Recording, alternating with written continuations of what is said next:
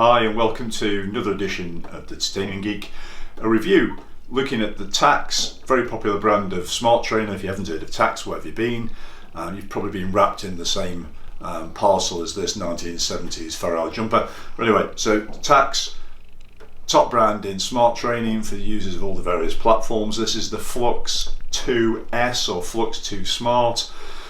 Headline figures: 16% gradient, 2000 watt sprint accuracy within 2.5%. Remember, that's 2.5% of where it was set at the factory, not 2.5% of a super accurate trainer, because we know that's no such thing. But anyway, so here it is. This is the piece of kit.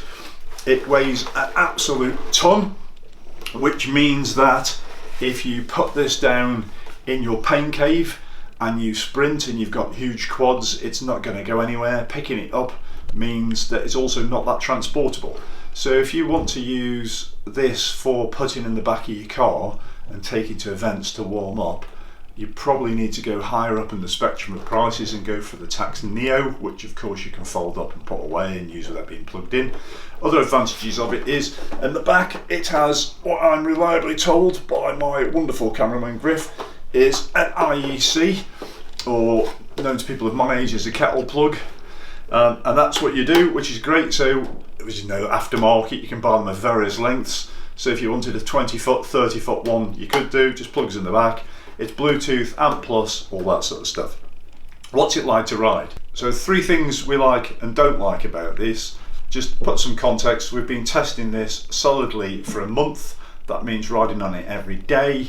And so far in December, I've clocked up something like 17,500 meters of climbing on RGT and their climbing challenge, mainly using this. In comparison, we've tried other trainers, particularly the Dorito XR. So what's it like? So remember, it's not a cheap turbo trainer, so it's retailing for about the £800 mark in the UK, which puts it in the sweet spot of some things with higher accuracy levels and stuff like that. So it's a solid tank you can put down. It's not going to go anywhere. It's ruggedly built. The flywheel feels pretty realistic, and it's black. And for the 3 things, that's about the best things about it. It blends in, looks nice. I'm a big sort of like Star Wars fan, and Tacx always have that Star Warsy feel to it, and that seems, you know, what can you say? It does what it's supposed to do.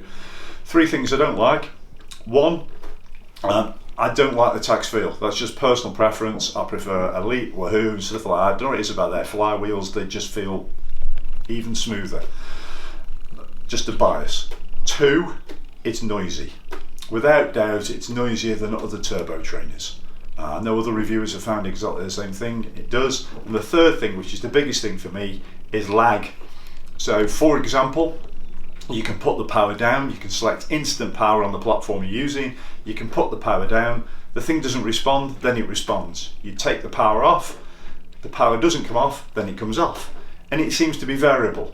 Another thing I noticed as well, and this is particularly on the most popular platforms, is I could have it set in sim mode, in other words on 50% simulation of the course.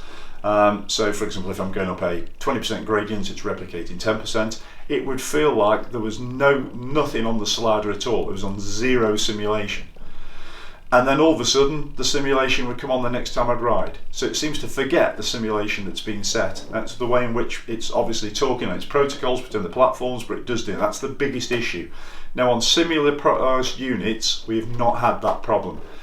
It could be this unit, it could be other people who've got other units they don't have the problem with, but for me, the lagginess doesn't make it the best trainer on the market for this price.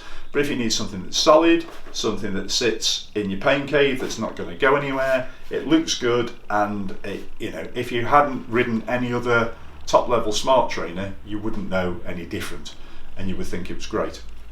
Just one other thing to think about with these turbo trainers: if you are the sort of person who needs something that can fold something away and put it up in the corner, it's not a good trainer for that, because I say it absolutely weighs a ton. This thing is like, the flywheel alone is 7.5, 8 kilo. With the rest of the gubbins, this is one hefty unit. So trust you like this. Thanks so much for watching. All the normal comments down below. Love your feedback. How have you found this turbo trainer if you own one? How have you found its competitors like the Kicker Core? And remember, you can go up slightly higher and get the Dorito XR for the same price point. So thoughts would be great. Thanks so much for watching. Happy New Year, Merry Christmas, all that sort of stuff. Bye.